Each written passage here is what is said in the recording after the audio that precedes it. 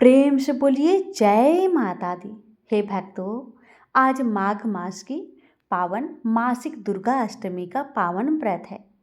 आज के दिन श्रद्धा से माँ दुर्गा का स्मरण, व्रत और कथा श्रवण करने से माँ अपने भक्तों के कष्ट, रोग और भय को हर लेती है। तो आइए माँ जगदम्बा के चरण में मन को स्थिर करके इस पावन अष्टमी की कथा और महिमा को श्रद्धा भाव से सुने। भक्तों, मासिक दुर्गा अष्टमी का व्रत हर महीने की शुक्ला पक्ष की अष्टमी तिथि को मनाया जाता है। यह व्रत माँ दुर्गा को समर्पित है और माघ मास में पड़ने वाली मासिक दुर्गा अष्टमी का विशेष महत्व है। जो भक्त इस व्रत को बड़े ही श्रद्धा से करते हैं, उन भक्तों पर माता की कृपा से रोग, शोक और भय दूर हो जाते हैं। घर परिवार में सुख शांति आती है। विशेष रूप से स्त्रियों को संतान सुख, सौभाग्य और रक्षा का वरदान मिलता है। घर में दरिद्रता दूर होती है और लक्ष्मी का वास होता है। भक्तों, कथा शुरू करने से पहले हम माता रानी से प्रार्थना करते हैं। तो अपने हाथों को जोड़िए और माता रानी के चरणों का ध्यान कीजिए और इस प्रकार कहिए, हे माँ भगवती, आप सर्वशक्ति स्वरूपा है। मेरी वाणी में शक्ति दीजिए, मेरी श्रद्धा को सच्चा बनाइए। मैं जो भी कथा को सुन रही हूँ या कह रही हूँ, उसमें आपके चरणों की भक्ति झलके। मेरे व्रत को स्वीकार करे और जीवन को पुण्य, शांति और सद्बुद्धि से भर दे। तो भक्तों, अब आइए हम बढ़ते हैं कथा की तरफ। प्रेम से बोलिए जय श्री गणेश। कथा इस प्रकार है। प्राचीन समय की बात है। महाराज धनु के 2 पुत्र थे। उनके नाम रंभ और करम्भ थे। उन दोनों की बड़ी प्रतिष्ठा थी। वे दोनों संतानहीन थे, अतः पुत्र प्राप्ति के लिए तपस्या करने लगे। उन्होंने कई वर्षों तक तपस्या की। पंचनंद के पावन जल में तपस्या आरंभ हुई। रंभ जल के अंदर दुष्कर तप करने लगा। रंभ परसष्ट दूध वाले बट वृक्ष के नीचे गया और पंचागिन की व्यवस्था करके तपस्या में लीन हो गया। जब रंभ पंचागिन तपता हुआ साधन में तत्पर हो गया, तब उन दोनों दैत्यों की स्थिति का पता लगने पर सचीपति इंद्र बहुत ही दुखी हो गए। वे स्वयं पंचनंद पहुंचे। ग्राह का भेष धारण करके उन्होंने जल में प्रवेश किया तथा तपस्या में निमग्न करम के पैर पकड़ लिए। उनके इस प्रयास से दुराचारी करम की जीवन लीला समाप्त हो गई। अपने भाई का मरण सुनकर रंभ के क्रोध की सीमा ना रही। उसके मन में ऐसी इच्छा उत्पन्न हुई कि अपना मस्तक अग्नि को भेंट कर दूं। अतः उसने सहसा बाएं हाथ से अपने सिर की चोटी पकड़ ली और दाएं हाथ से तीखी तलवार लेकर मस्तक को सर से अलग कर देना चाहा। इतने में ही उसे समझाने के लिए अग्निदेव वहां प्रकट हो गए। अग्निदेव ने कहा, दैत्य, तुम में बड़ी मूर्खता भरी हुई है। अभी तो अपना मस्तक काटने को तैयार हो गए हो। भला आत्महत्या जैसे अत्यंत अधम कर्म में तुम्हारी प्रवृत्ति कैसे हो गई?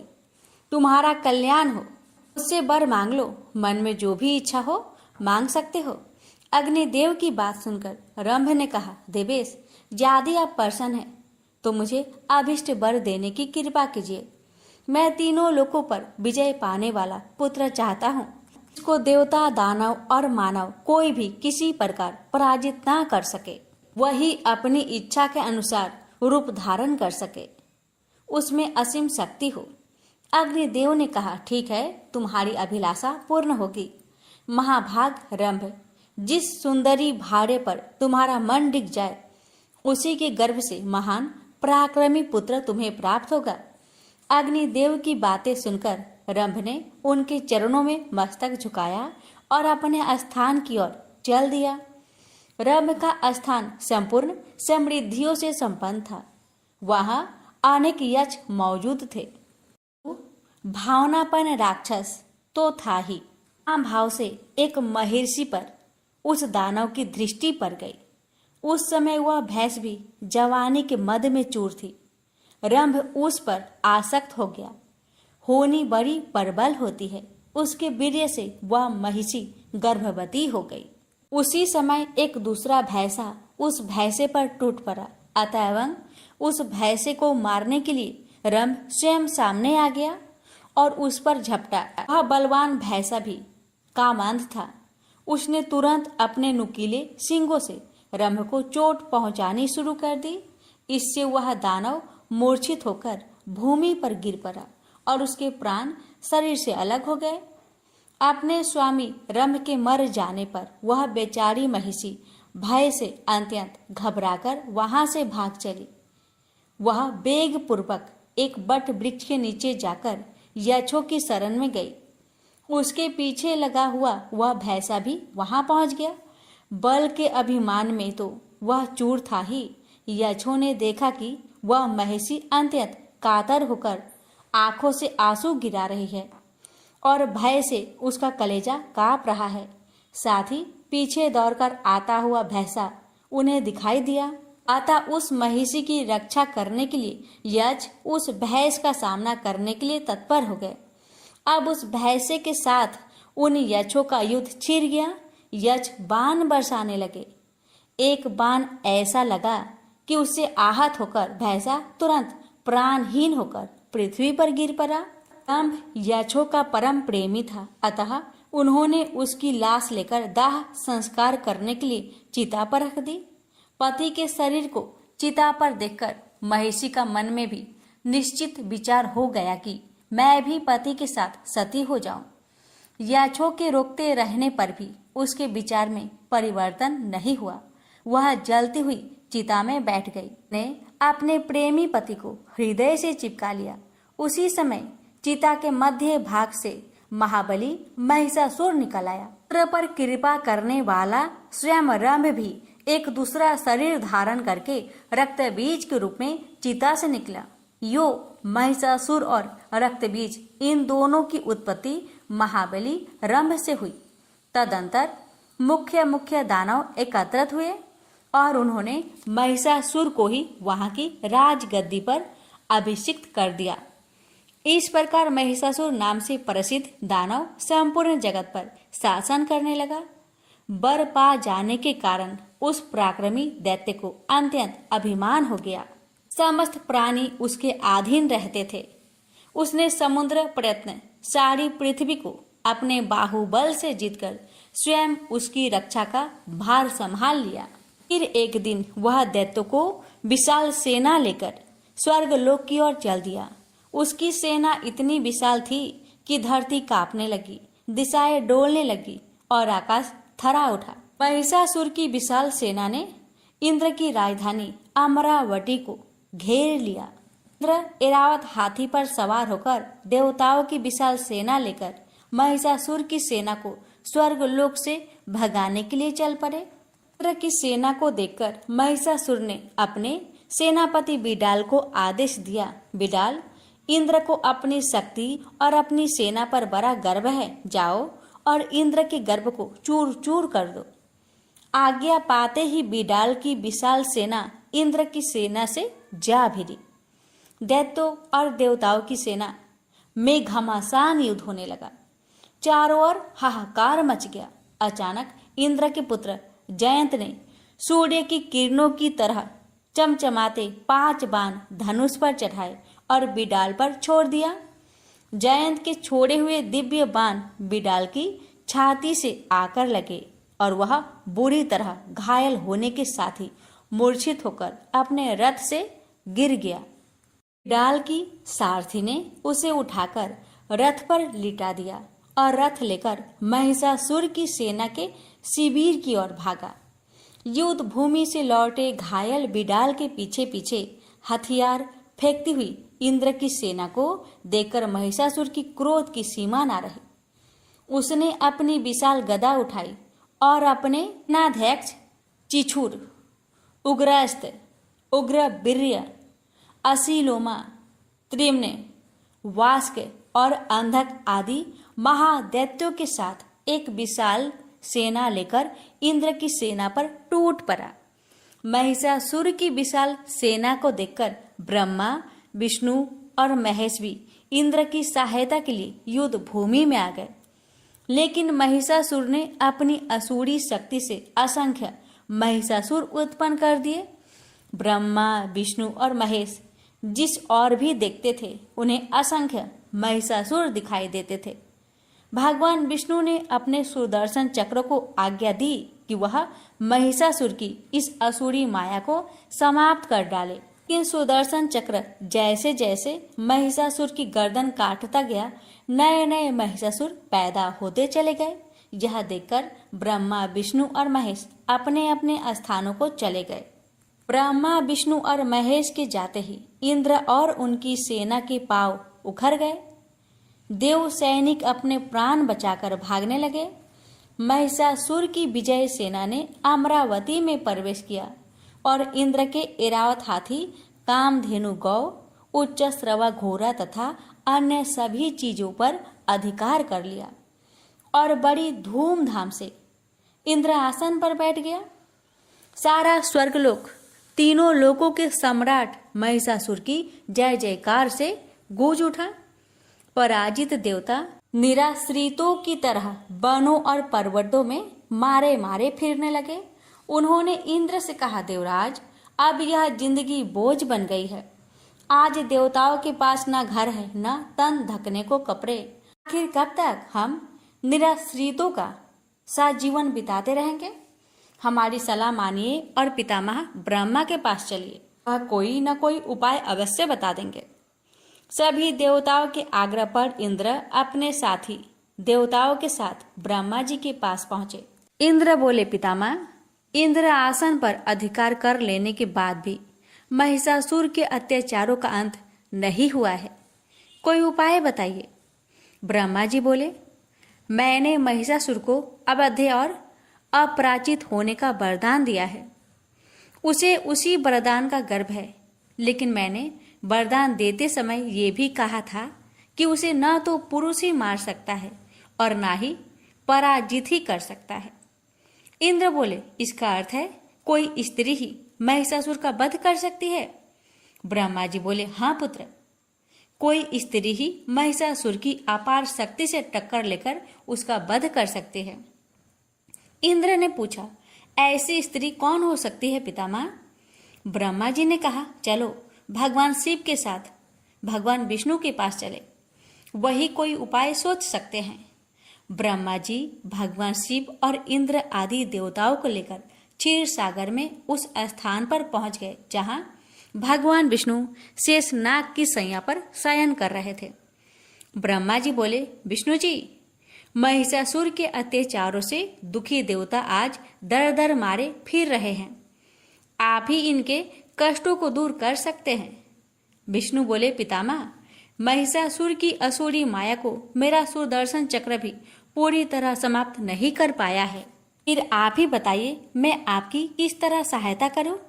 ब्रह्मा जी बोले, मैंने महिषासुर को अवध्य और अजय होने का वरदान देते समय कहा था कि संसार का कोई भी पुरुष उसका बाल भी बांका नहीं कर सकेगा। विष्णु जी बोले, इसका अर्थ है कि कोई नारी ही इस महादैत्य महिषासुर का वध कर सकती है।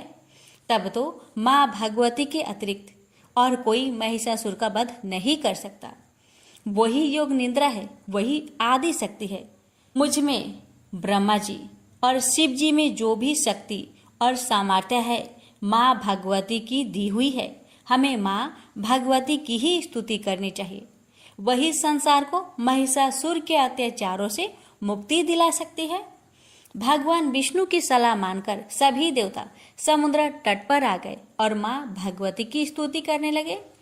तभी आकाशवाणी हुई, हे देवताओं, तुम सभी अपना अपना तेज एकत्र करो, मैं सगुण रूप धारण करके तुम्हारा उद्धार करूंगी।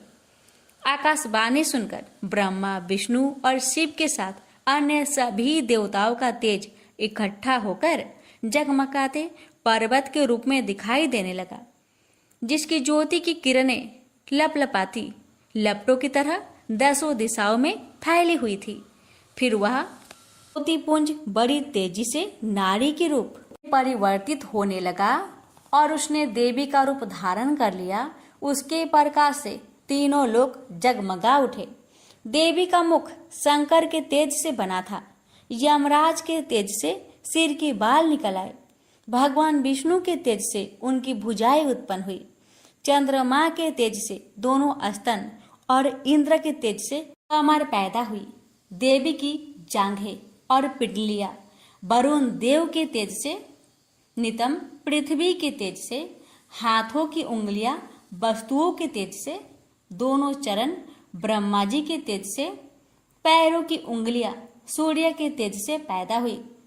प्रजापति के तेज से दांत और अग्नि के तेज से आंखें, संध्या की तेज से भौवे और वायु की तेज से कानों की उत्पत्ति हुई। फिर सभी देवताओं ने देवी को अपने अपने अस्त्र शस्त्र भेंट कर दिए। इसी बीच सूर्य ने देवी के रोम रोम में अपनी किरणों का तेज भर दिया। क्षीर सागर ने 2 दिव्य वस्त्र और उज्जवल हार भेंट किए। समुद्र ने चूड़ामणि, कुंडल, अर्धचंद्र भेंट किए। शेषनाग ने नागहार भेंट किए। अनेक प्रकार के अस्त्र शस्त्रों से सुसज्जित होने के बाद देवी ने कहा, देवताओं, अब तुम सब भय मुक्त हो जाओ। अब महिषासुर आपका कुछ नहीं बिगाड़ पाएगा। मैं बहुत शीघ्र ही उसे मारकर उसके सभी साथी दैत्य को यमलोक पहुंचा दूंगी। तुम जो कुछ खो बैठे हो तुम्हें प्राप्त हो जाएगा। यह कहकर माँ भगवती ने इतनी जोर से अट्टहास किया कि 10 दिशाएं, पृथ्वी और आकाश थरा उठे। दानव भयभीत हो उठे और अभिमानी महिषासुर देवी की भयंकर गर्जना सुनकर क्रोध से तमतमा उठा। बोला, हजारों बादलों की गर्जना जैसी भयंकर आवाज किसकी थी? सैनिकों, दौड़कर जाओ और मालूम करो। माँ भगवती के गरजने की आवाज अभी तक गूंज रही थी। उस गूंज का पीछा करते हुए महिषासुर के सैनिक उस स्थान पर पहुंच गए जहां माँ भगवती अपने सिंह के साथ बैठी थी। उस देवी को देखकर महिषासुर के सैनिक भागे भागे महिषासुर की राजसभा में आए। उन्हें देख महिषासुर ने पूछा, कुछ पता चला है सैनिकों? वह आवाज किसकी थी? सैनिक बोले, महाराज, निकट ही पर्वत पर एक ऊंची चट्टान पर एक बहुत ही सुंदर स्त्री बैठी हुई है। हालांकि वह तरह तरह के अस्त्रों शस्त्रों से सुसज्जित है, लेकिन उस जैसी सुंदर स्त्री तीनों लोकों में दूसरी नहीं मिलेगी। वह तो आपके राजभवन की शोभा के ही योग है। सैनिकों की बात सुनकर महिषासुर ने अपने सेनापति चिछुक को आदेश दिया, सेनापति जाओ और उस स्त्री को सम्मान सहित यहाँ ले आओ।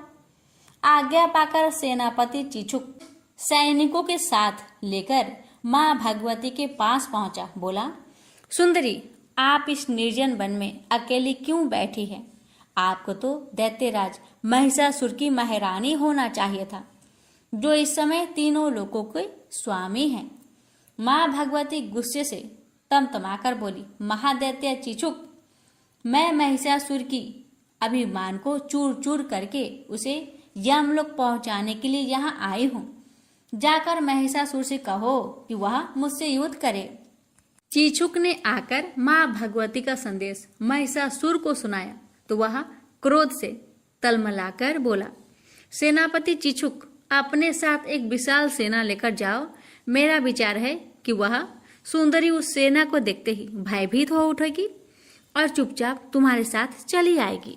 आज्ञा पाकर चिछुक दैत्यों की एक विशाल सेना लेकर माँ भगवती के निकट पहुंचा तो उस भयंकर सेना को देखकर डरने की बजाय माँ भगवती ने अपना धनुष उठाया और इतनी तेजी से बाण बरसाने लगी कि चिछुक और उसके सैनिक अपने अपने हथियार हाथों में भी ना ले सके। माँ भगवती की भीषण बाण वर्षा से असंख्य दानव सैनिकों को मौत के घाट उतार दिया। उसमें सेनापति चिछुक भी शामिल था। अपने सेनापति के मरते ही बचे खुचे सैनिक अपने अपने अस्त्र शस्त्र फेंककर भाग छूटे और महिषासुर के पास आकर बोले, महाराज, वह स्त्री कोई साधारण स्त्री नहीं है। उसने हमारे सैनिकों को अपने शस्त्र निकालने तक का अवसर नहीं दिया और इतनी तेजी से ऐसी भीषण बाण की वर्षा कर दी कि हमारी 3/4 सेना नष्ट हो गई। सेनापति चिछूर भी युद्ध में मारे गए। चिछूर की मृत्यु का समाचार सुनकर महिषासुर का क्रोध और भी भड़क गया। उसने अपने 2 सेनापतियों को आदेश दिया, सेनापति बाष्कल और सेनापति दुर्मुख, अपनी अपनी सेना लेकर जाओ और उस स्त्री को या तो यहाँ आने पर विवश कर दो या फिर मार डालो। महासेनापति चिछूर के वध का उससे बदला लेकर ही आना। आज्ञा पाकर दोनों सेनापति अपनी अपनी सेनाओं के साथ माँ भगवती के साथ युद्ध करने के लिए गए, लेकिन उनका तथा उनकी सेनाओं का भी वही हाल हुआ जो हाल चिछूर की सेना का हुआ था। हर बार पराजय के समाचार सुनकर महिषासुर का क्रोध चरम सीमा पर पहुंच गया। उसने अपने भी सेनापतियों को साथ लिया और असंख्य सैनिकों को साथ लेकर युद्ध भूमि की ओर चल दिया। तो भूमि में पहुंचकर उसने माँ भगवती से कहा, सामान्य सैनिकों को मारकर तेरा घमंड बढ़ गया है, लेकिन तू अब सावधान हो जा, तेरा काल तेरे सिर पर मंडरा रहा है। फिर भी यदि तू मेरी महारानी के रूप में मेरे राजभवन में चलने के लिए तैयार हो तो मैं तुझे क्षमा कर सकता हूँ। देवी भगवती बोली, युद्ध में क्षमा कायर मांगते हैं, ले संभाल मेरा बार। मैं तुझे तेरी समूची सेना और तेरे बचे खुचे सैनिकों सहित अभी समाप्त कर देती हूँ। देवलोक और पृथ्वी पर अधिकार करके तूने देवताओं और मनुष्यों को जितने दुख दिए हैं, मैं उतने ही बाणों से तेरे शरीर को बेध दूंगी। यह कहते ही देवी ने महिषासुर पर बाणों की वर्षा आरंभ कर दी। उनका सिंह भी क्रोधित हो उठा और दहाड़ता हुआ दानव सेना पर टूट पड़ा। देवी ने अपने ही रूप के अनेक गण उत्पन्न किए। युद्ध भूमि में चारों ओर देवियां ही देवियां दिखाई देने लगी। वे भयंकर गर्जना करते हुए दानव का संहार करने लगी। अपनी सेना का इतनी तेजी से संहार होते देख महिषासुर ने उससे दांत पीसते हुए भैंसे का रूप धारण कर लिया और देवी के गणों पर टूट पड़ा। लेकिन जब देवी के गणों का वह कुछ न बिगाड़ सका तो देवी के सिंह की ओर बढ़ा। देवी बोली, महिषासुर, तेरी अंतिम घड़ी निकट आ चुकी है। जब तक मैं मधुपान करती हूँ तब तक तू और गरज ले। महिषासुर बोला, मूर्ख स्त्री, मैं अजय हूँ। संसार का बड़े से बड़ा योद्धा भी ना तो मुझे मार सकता है न पराजित कर सकता है। जैसी स्त्री में भला इतनी सामर्थ्य कहाँ जो तीनों लोकों के स्वामी महिषासुर से टक्कर ले सके। देवी बोली, मूर्ख, पितामह ब्रह्मा ने तुझे जो वरदान दिया था वह वरदान नहीं श्राप था, लेकिन तू अभिमान के कारण ब्रह्मा जी के शब्दों के अर्थ को नहीं समझ पाया। उन्होंने अस्पष्ट शब्दों में तुझे बता दिया था कि तेरी पराजय और मृत्यु पुरुष के हाथों से नहीं, स्त्री के हाथों से होगी। यह सुनकर महिषासुर बोला, इसका अर्थ है कि ब्रह्मा ने मुझे मूर्ख बनाया। यह तो देवताओं की पुरानी आदत है कि वे दानव के साथ अनादि काल से ही छल करते चले आए हैं। मैं पहले तुझे ठिकाने लगा दूं, ब्रह्मा जी को ठिकाने लगा दूंगा। कहकर महिषासुर अपने खुरों से पृथ्वी को खोदने लगा। अपने लंबे नुकीले सिंगों से पर्वतों को उखाड़ उखाड़ कर देवी की ओर फेंकने लगा, जिससे पृथ्वी फटने लगी। उसकी पूंछ की फटकार से समुद्र पृथ्वी को डुबाने लगा। समूची सृष्टि इस तरह हाहाकार कर उठी जैसे प्रलय आ गया हो। देवी ने नागपाश फेंककर महिषासुर को बांध लिया, लेकिन वह भैंसे का रूप त्याग कर सिंह रूप में बदल गया। फिर जैसे ही देवी तलवार से उसका सिर काटने लगी, वह खड्गधारी पुरुष बन गया। देवी ने उसे बाणों से बेध डाला। तब उसने विशालकाय गजराज का रूप धारण कर लिया और देवी के वाहन सिंह को जकड़ लिया। यह देख देवी ने तलवार से उसकी सूर काट दी। महिषासुर देवी की ओर झपटा, लेकिन उसके और देवी के बीच अनेक देवी के गण आ खड़े हुए और महिषासुर से युद्ध करने लगे। फिर देवी उछलकर महिषासुर पर सवार हो गई और अपने पैरों से उसे दबाकर उसकी गर्दन पर त्रिशूल का वार किया।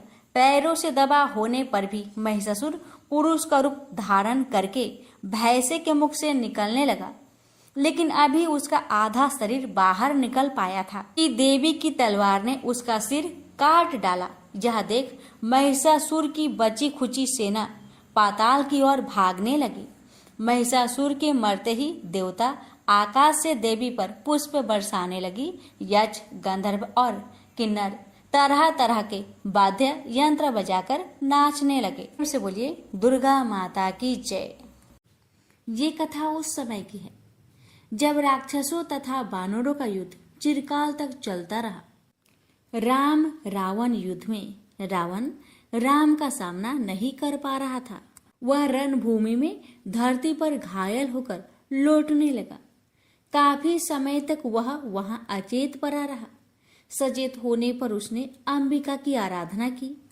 रावण की आराधना से प्रसन्न होकर देवी उसके समक्ष प्रकट हुई और उसे अवशासन देते हुए बोली, हे पुत्र, तुम रुदन मत करो, भयभीत मत हो। मैं यहाँ पहुंच गई हूँ। यदि भगवान शिव भी आ जाए तो मैं उनसे भी युद्ध करूंगी। यह सुनकर रावण की प्रसन्नता की सीमा न रही। उसने विनम्र स्वर में देवी से कहा, आपसे अधिक कौन दयावान होगा। यह सुनकर वह रणभूमि में पहुंचा। उसने भयंकर गर्जना करके बाणों की वर्षा आरंभ कर दी। श्री राम रणभूमि में आगे बढ़े। वे हेमवती पार्वती को रावण के रथ पर विराजमान देखकर आश्चर्यचकित रह गए। उन्होंने अपना धनुष बाण त्याग दिया। देवी को माता समान समझकर उन्होंने उन्हें प्रणाम किया। तभी विभीषण से कहा, हे मित्र, रावण का नाश करने में एक बहुत बड़ी बाधा उपस्थित हो गई है। अब रावण का वध करने की शक्ति किसमें है? आज तो शिव की शक्ति भवानी स्वयं रावण की रक्षा के लिए पहुंच गई है। आप रावण के रथ की और देखिए, रावण भवानी की गोद की शोभा बढ़ा रहा है।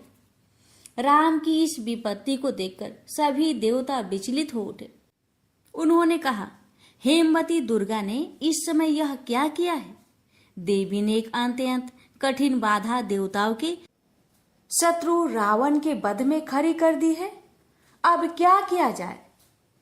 इस पर ब्रह्मा ने कहा, इसका एक ही उपाय है कि गौरी की आराधना की जाए। रावण उनकी आराधना करने से ही मारा जा सकता है। इधर राम इस बात से चिंतित थे कि भविष्य में क्या करना चाहिए। उन्होंने सोचा कि मैं न रावण का वध कर सका और न जानकी को मुक्ति दिला सका। यह सोचकर उनकी आंखों से अश्रुधारा बहने लगी।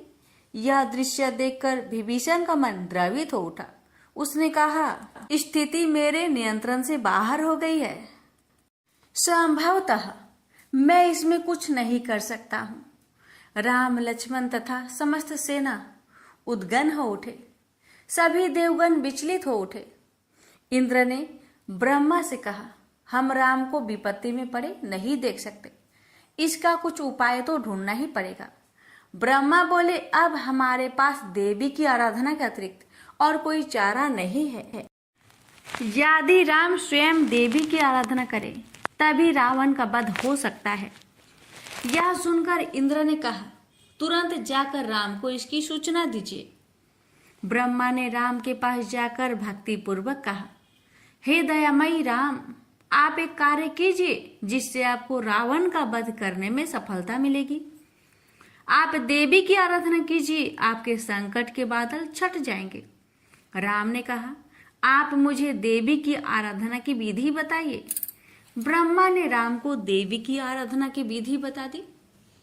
ब्रह्मा का परामर्श सुनकर राम बहुत प्रसन्न हुए। रात्रि के अंत में राम जाके उन्होंने स्नान किया तथा देवी के कल्प का ब्रह्मा के परामर्श के अनुसार अनुष्ठान किया। देवी की आराधना करके उन्होंने उनकी स्तुति की। चंडी देवी की स्तुति करने के पश्चात राम ने एक उत्सव किया जिसमें सभी वानरगण जय घोष करते हुए, नित्य गान करते हुए देवी की आराधना करने लगे। राम ने स्वयं मृतिका की एक देवी प्रतिमा बनाई। उसकी उन्होंने आरती की ताकि रावण को रणभूमि में जीत सके। राम ने पूजा पद्धति के अनुसार देवी की पूजा की। परंतु देवी के बारे में उनके मन में एक संदेह हुआ। उन्होंने विभीषण से पूछा, देवी को प्रसन्न करने के लिए क्या कुछ करना चाहिए? ऐसा लगता है कि देवी अभी भी मुझसे प्रसन्न नहीं है। मुझे उनकी योजना का सब पता है। सीता की मुक्ति के लिए और कोई उपाय नहीं है। विभीषण ने कहा, भगवान, हमें अपनी मुक्ति के लिए कुछ और कार्य करना चाहिए। हमें देवी को प्रसन्न करने के लिए उन्हें 108 नील कमल भेंट करने चाहिए। वे नील कमल जो देवी को बहुत प्रिय है, उन्हें पाकर देवी अवश्य प्रसन्न हो जाएगी। विभीषण की बात सुनकर श्री राम बोले, नील कमल कहाँ से मिल सकते हैं? जो पुष्प देवताओं को भी उपलब्ध नहीं है, वे एक साधारण मानव कैसे प्राप्त कर सकता है?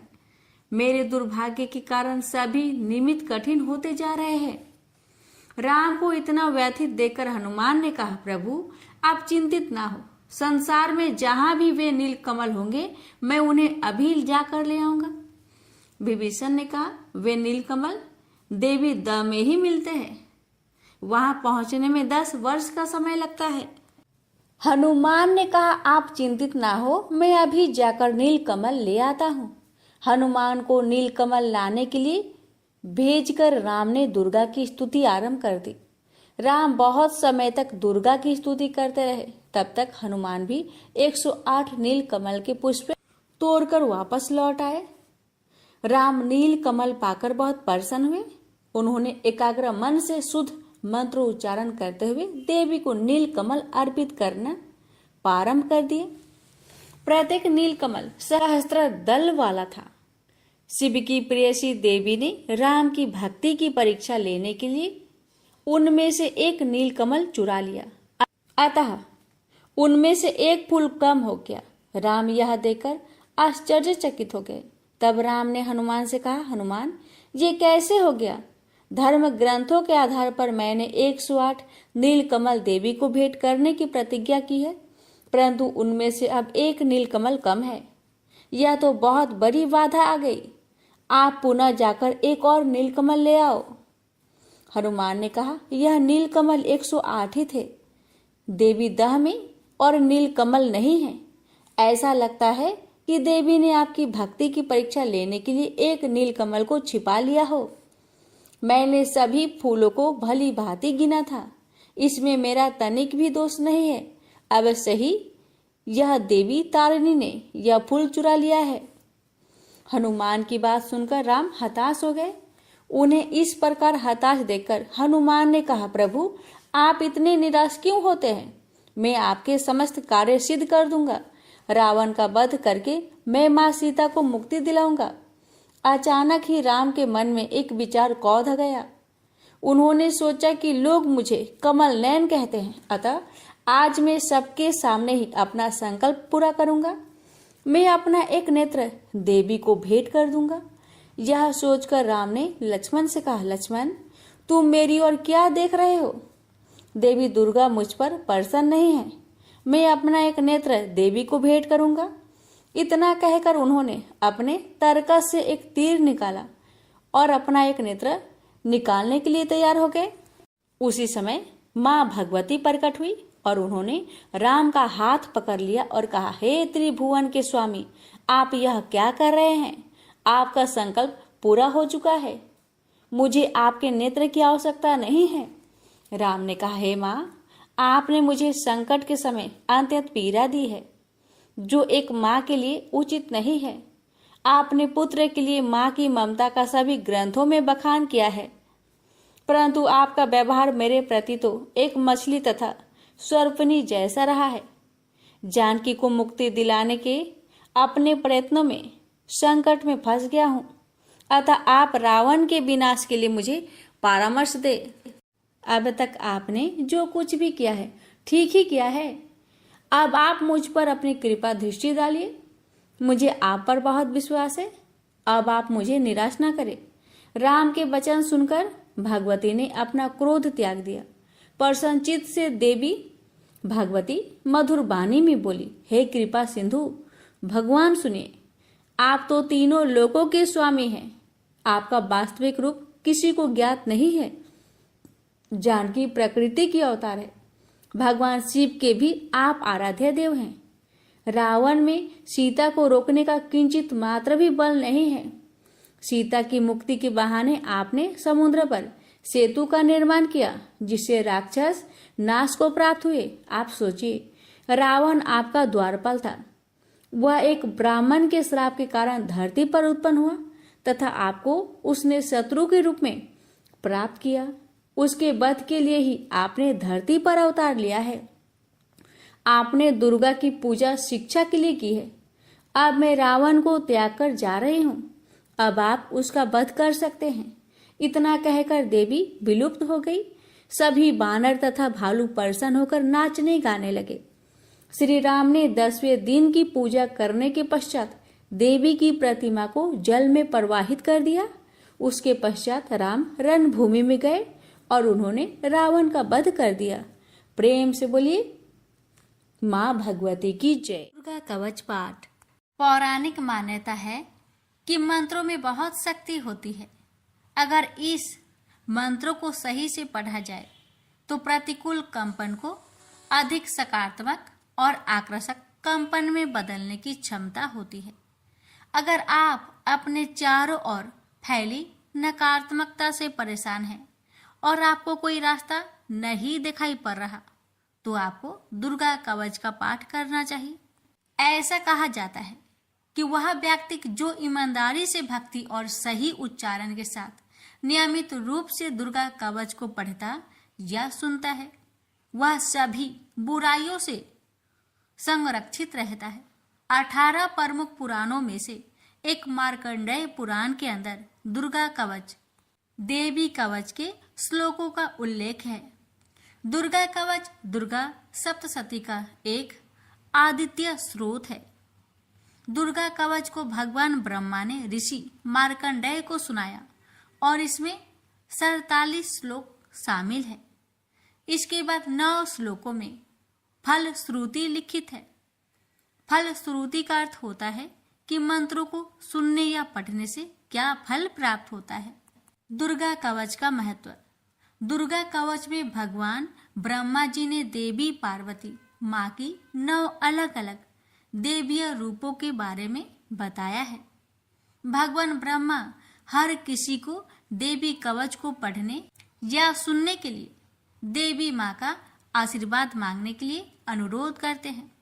जो भी इस कवच का नित्य पाठ करता या सुनता है, वह माँ दुर्गा से विशेष आशीर्वाद प्राप्त करता है। नकारात्मकता को खत्म करने के लिए एक शक्तिशाली मंत्रों का संग्रह देवी कवच के रूप में विद्यमान है। यह जातक को किसी भी बुरी आत्माओं से बचाने के लिए एक कवच के लिए रूप में कार्य करता है। भक्तों, अब जानते हैं दुर्गा कवच का पाठ कैसे करें। दुर्गा कवच का पाठ दुर्गा सप्तशती के आरंभ में और दुर्गा सप्तशती पाठ के बाद में करना चाहिए। दुर्गा कवच का पाठ करने से पहले स्नान करके स्वच्छ वस्त्र धारण कर ले। इसके बाद माँ का ध्यान करे और घी का दीप जलाए। दुर्गा कवच का पाठ शुरू करने से पहले अपने मन से सभी दुर्भावनाओं को दूर कर दे और सिर्फ माँ की भक्ति के बारे में विचार करे। माँ को पुष्प अर्पित करने के बाद फल मिष्ठान का भोग लगाए और दुर्गा कवच का पाठ शुरू करे। दुर्गा कवच का पाठ करने के लाभ। दुर्गा कवच का पाठ करने से जातक के मन और उसके आसपास से नकारात्मक ऊर्जाओं का नाश होता है।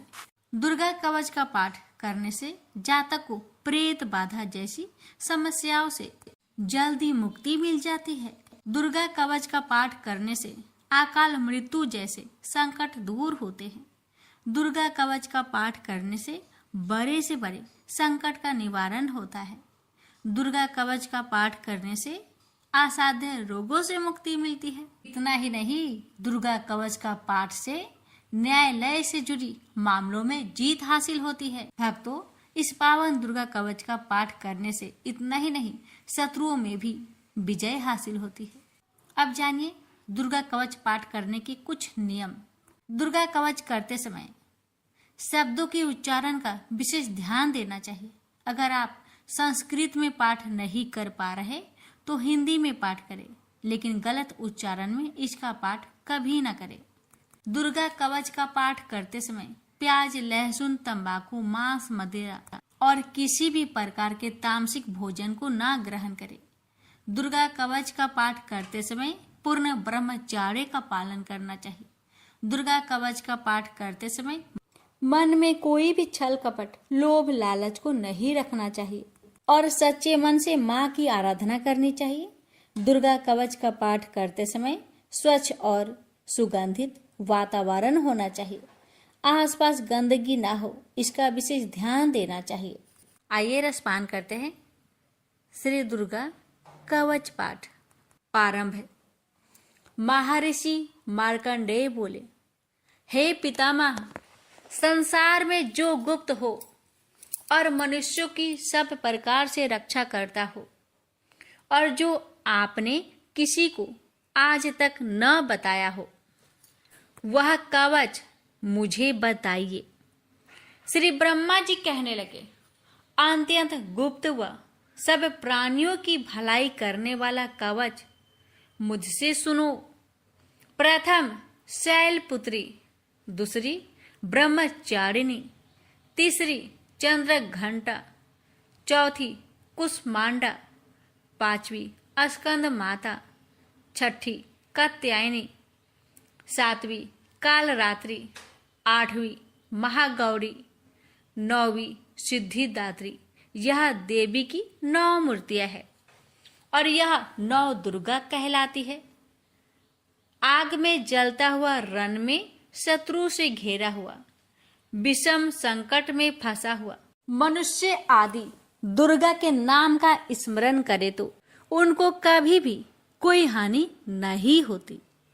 रण में उसके लिए कुछ भी आपत्ति नहीं और ना उसे किसी प्रकार का दुख या डर ही होता है। हे देवी, जिसने श्रद्धा पूर्वक तुम्हारा स्मरण किया है उसकी वृद्धि होती है और जो तुम्हारा चिंतन करते हैं उनकी तुम निस्संदेह रक्षा करने वाली हो। चामुंडा प्रेत पर, वारही भैंसे पर, ऐन्द्री हाथी पर, वैष्णवी गरुड़ पर आसन जमाती है। हे महेश्वरी, बैल पर, कौमारी मोर पर और हाथ में कमल लिए हुए विष्णु प्रिया लक्ष्मी जी की कमल के आसन पर विराजती है। बैल पर बैठी हुई ईश्वरी देवी ने श्वेत रूप धारण कर रखा है और ब्रह्मी देवी हंस पर बैठती है और सब प्रकार के आभूषणों से विभूषित है। इस प्रकार यह सब माताएं सब प्रकार के योग शक्तियों से युक्त और अनेक प्रकार के रत्न धारण किए हुए हैं।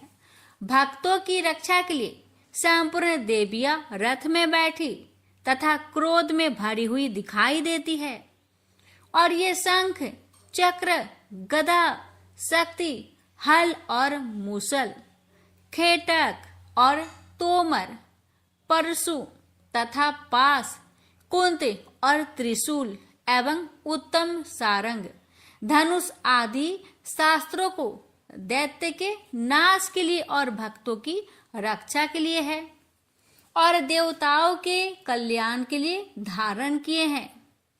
हे महारुद्रे, अत्यंत घोर पराक्रम, महान बल और महान उत्साह वाली देवी, तुमको मैं नमस्कार करता हूँ। हे देवी, तुम्हारा दर्शन दुर्लभ है तथा आप शत्रुओं के भय को बढ़ाने वाली है।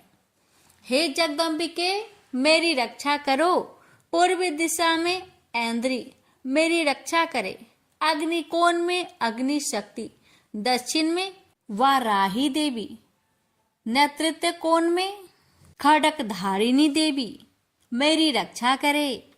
बारूनी पश्चिम दिशा में, वायु कोण में मृग वाहिनी, उत्तर में कौमारी और ईशान में शूलधारिणी देवी मेरी रक्षा करे।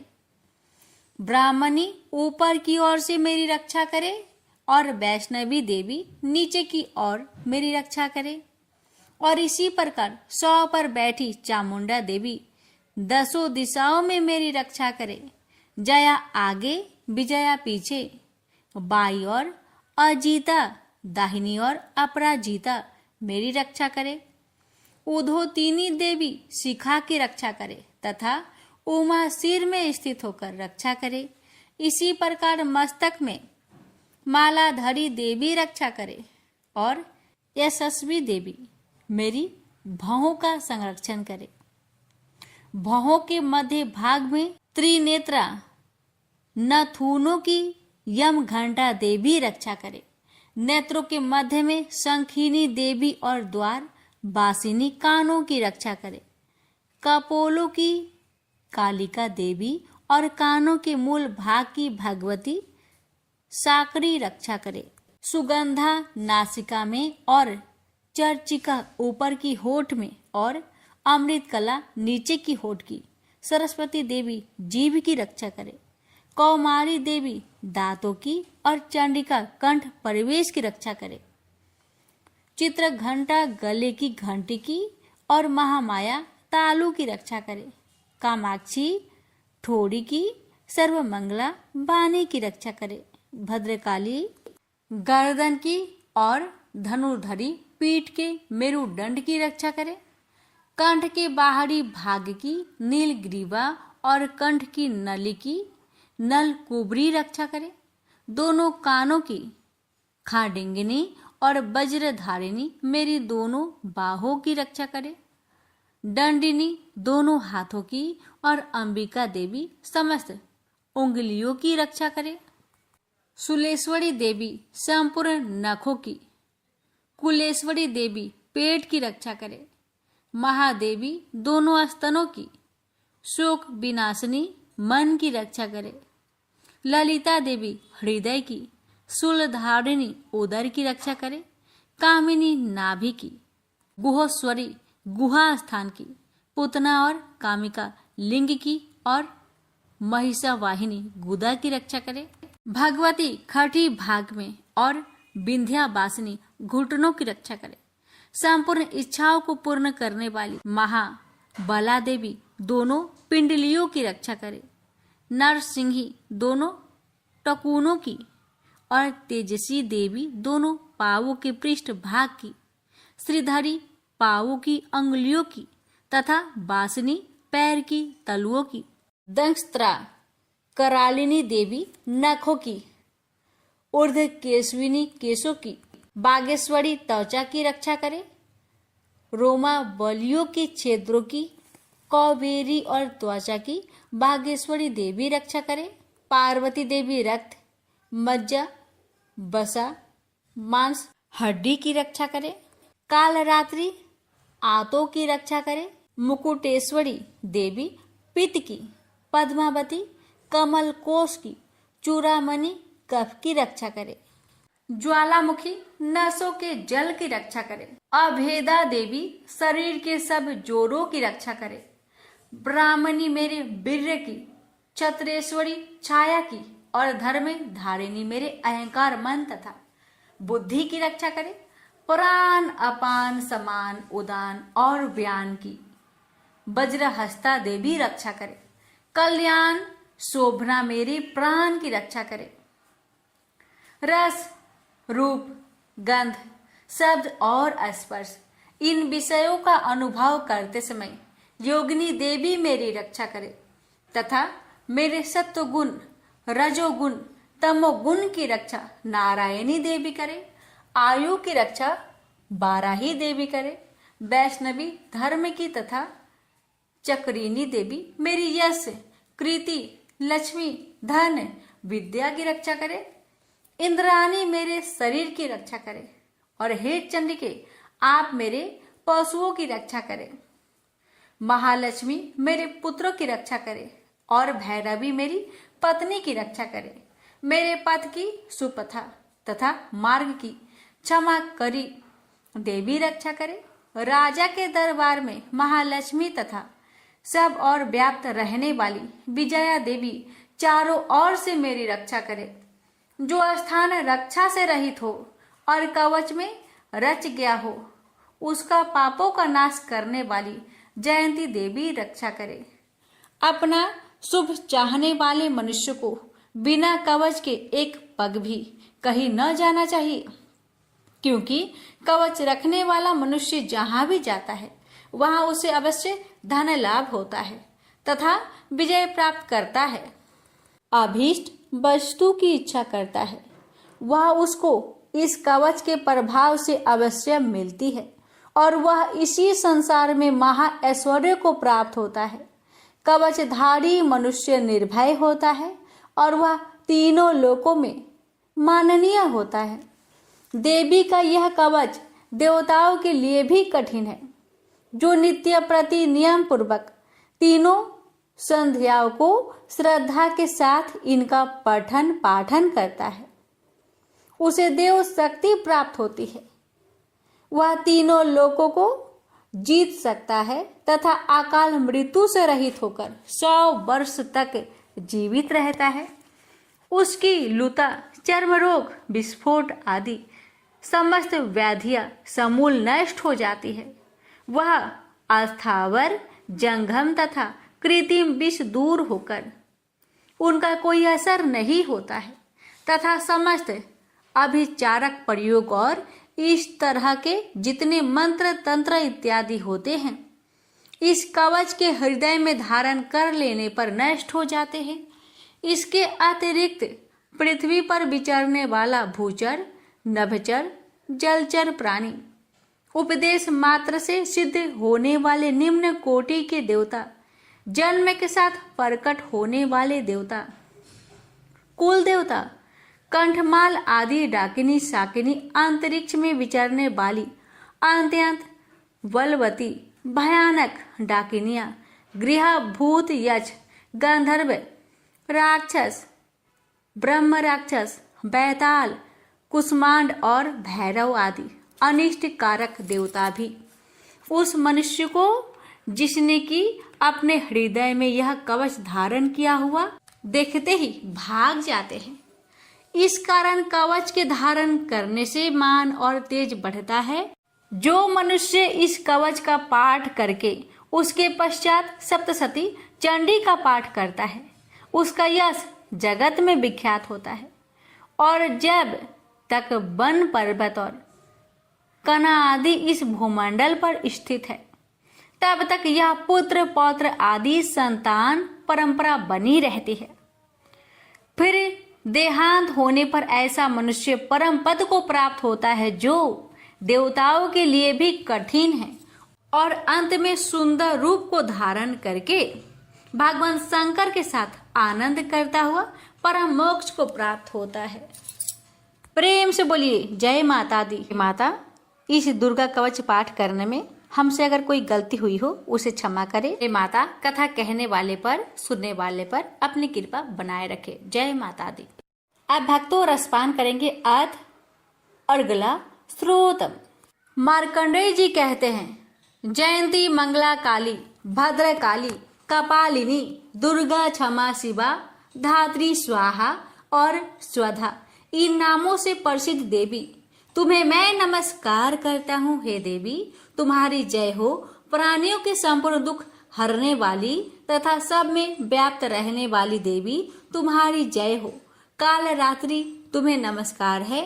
मधु और केटभ दैत्य का वध करने वाली, ब्रह्मा को वरदान देने वाली देवी तुम्हें नमस्कार है। तुम मुझे रूप दो, जय दो, यश दो और काम क्रोध आदि शत्रुओं का नाश करो। महिषासुर का नाश करने वाली तथा भक्तों को सुख देने वाली देवी तुम्हें नमस्कार है। तुम मुझे सुंदर स्वरूप दो, विजय दो और मेरे शत्रुओं को नष्ट करो। हे रक्त बीज का वध करने वाली, हे चंड मुंड को नाश करने वाली, तुम मुझे रूप दो, जय दो, यश दो और काम क्रोध आदि शत्रुओं का नाश करो। हे शुभ, निशुभ और धूम्राक्ष राक्षस का मर्दन करने वाली देवी, मुझको स्वरूप दो, विजय दो और मेरे शत्रुओं का नाश करो।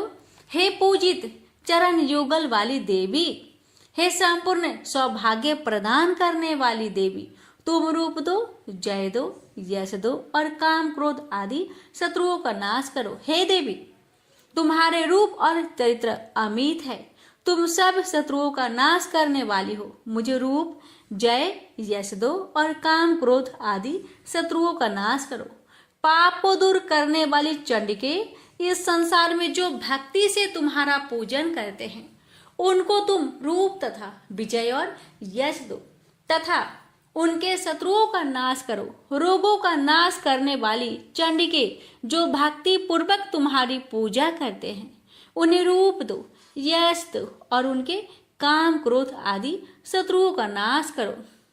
हे चंडिके, इस संसार में जो भक्ति से तुम्हारी पूजा करते हैं उनको तुम विजय और यश दो तथा उनके शत्रुओं का नाश करो। हे देवी, मुझे सौभाग्य दो और आरोग्य दो, परम सुख दो, रूप दो, जय दो, यश दो और मेरे काम, क्रोध आदि शत्रुओं का नाश करो। हे देवी, जो मुझसे वैर रखते हैं उनका नाश करो और मुझे अधिक बल प्रदान कर रूप, जय, यश दो और मेरे शत्रुओं का संहार करो। हे देवी, मेरा कल्याण करो और मुझे उत्तम संपत्ति प्रदान करो। रूप, जय, यश दो और काम, क्रोध आदि शत्रुओं का नाश करो। हे देवता तथा राक्षसों के मुकुट रत्नों से स्पर्श किए हुए चरणों वाली देवी, हे अंबिके, मुझे रूप दो, विजय तथा यश दो और मेरे शत्रुओं का नाश करो। और हे देवी, अपने भक्तों को विद्वान, कीर्तिवान और लक्ष्मीवान बनाओ और उन्हें रूप दो, उन्हें जय दो और उनके शत्रुओं का नाश करो। हे प्रचंड दैत्यों के अभिमान का नाश करने वाली चंडिके, मुझे शरणागत को रूप दो, विजय दो, यश दो और मेरे शत्रुओं का नाश करो। हे चार भुजाओं वाली, हे ब्रह्मा द्वारा प्रशंसित परमेश्वरी, आप मुझे रूप दो, जय दो, यश दो और मेरे शत्रुओं को नष्ट करो। निरंतर भक्ति से भगवान विष्णु से सदा स्तुति की हुई हे अंबिके, रूप, यश, जय दो और मेरे शत्रुओं को नष्ट करो। हिमाचल कन्या पार्वती के भगवान शंकर से स्तुति की हुई है परमेश्वरी, मुझे रूप, जय, यश दो और मेरे शत्रुओं का नाश करो। इंद्राणी के पति इंद्र के द्वारा सद्भाव से पूजित होने वाली परमेश्वरी, मुझे तुम रूप दो, जय दो, यश दो और काम, क्रोध आदि शत्रुओं को नष्ट करो। प्रचंड भुजदंड से दैत्यों के घमंडों को नष्ट करने वाली, मुझे रूप दो, जय दो, यश दो और मेरे शत्रुओं का नाश करो। हे देवी, तुम अपने भक्तों को सदा असीम आनंद देती हो। मुझे रूप, जय, यश दो और मेरे काम, क्रोध आदि शत्रुओं को नष्ट करो। देवी, मेरी इच्छा अनुसार चलने वाली सुंदर स्त्री मुझे प्रदान करो कि संसार सागर से तरने वाली तथा उत्तम कुल में उत्पन्न हुई हो। जो मनुष्य पहले इस स्रोतम का पाठ करता है और फिर सप्तसती रूपी महास्रोत का पाठ करता है, वह सप्तसती की जप संख्या से मिलने वाले श्रेष्ठ फल को प्राप्त होता है और उसके साथ ही उसे प्रचुर धन भी प्राप्त होता है। प्रेम से बोलिए जय माता दी। भक्तों, रसपान करे अथ किलक स्रोतम।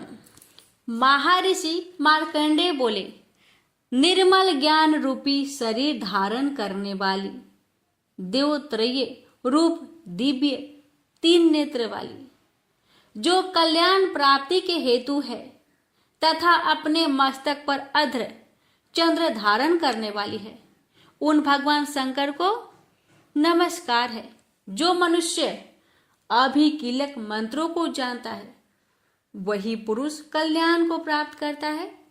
जो अन्य मंत्रों को जाप कर केवल सप्तसती स्रोत से ही देवी की स्तुति करता है, उसको इससे ही देवी की सिद्धि हो जाती है। उन्हें अपने कार्य की सिद्धि के लिए दूसरे की साधना करने की आवश्यकता नहीं रहती। बिना जप के ही उनके उच्चाटन आदि सिद्ध हो जाते हैं। लोगों के मन में शंका थी कि केवल सप्तसती की उपासना से अथवा सप्तसती को छोड़कर अन्य मंत्रों की उपासना से भी समान रूप से सब कार्य सिद्ध हो जाते हैं, तब इनमें कौन सा श्रेष्ठ साधन है। लोगों की इस शंका को ध्यान में रखकर भगवान शंकर ने अपने पास आए हुए जिज्ञासुओं को समझाया कि यह सप्तसती नामक संपूर्ण स्रोत ही कल्याण कर देने वाला है। इसके पश्चात भगवान शंकर ने चंडिका के सप्तसती नामक स्रोत को गुप्त कर दिया। अतः मनुष्य इसको बड़े पुण्य से प्राप्त करता है। जो मनुष्य कृष्ण पक्ष की 14 अथवा अष्टमी को एकाग्रचित होकर देवी को अपना सर्वस्व समर्पित कर देता है और फिर उसे प्रसाद रूप से ग्रहण करता है, उस पर दुर्गा प्रसन्न होती है, अन्यथा नहीं होती। इस प्रकार सिद्ध के प्रतिबंधक रूप कील के द्वारा भगवान शंकर ने इस स्रोत को कीलित कर रखा है। जो पुरुष इस सप्तसती को निष्कीलन करके नित्य पाठ करता है वह सिद्ध हो जाता है, वही देवों का पार्षद होता है और वह गंधर्व होता है। सर्वत्र विचरते रहने पर भी उस मनुष्य को इस संसार में कहीं कोई डर नहीं होता।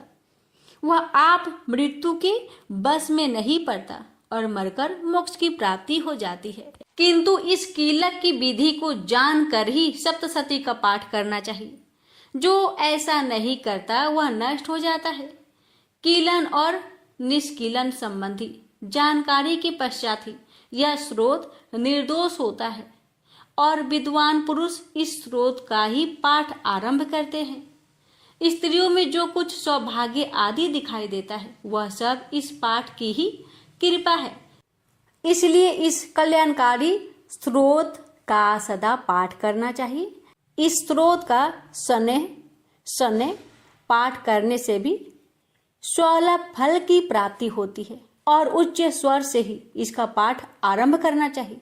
जिस देव के प्रसाद से ऐश्वर्य, सौभाग्य, आरोग्य, संपत्ति, शत्रुनाश तथा परम मोक्ष की प्राप्ति होती है, उस देवी की स्तुति मनुष्य को अवश्य करनी चाहिए। हे माता, इस कवच पाठ को कहने में अगर हमसे कोई भूल चूक हुई हो तो मुझे क्षमा करें और इस पाठ को सुनने वाले भक्तों पर अपनी कृपा सदा बनाए रखे और मुझ पर भी अपनी कृपा बनाए रखे। प्रेम से बोलिए जय माता दी।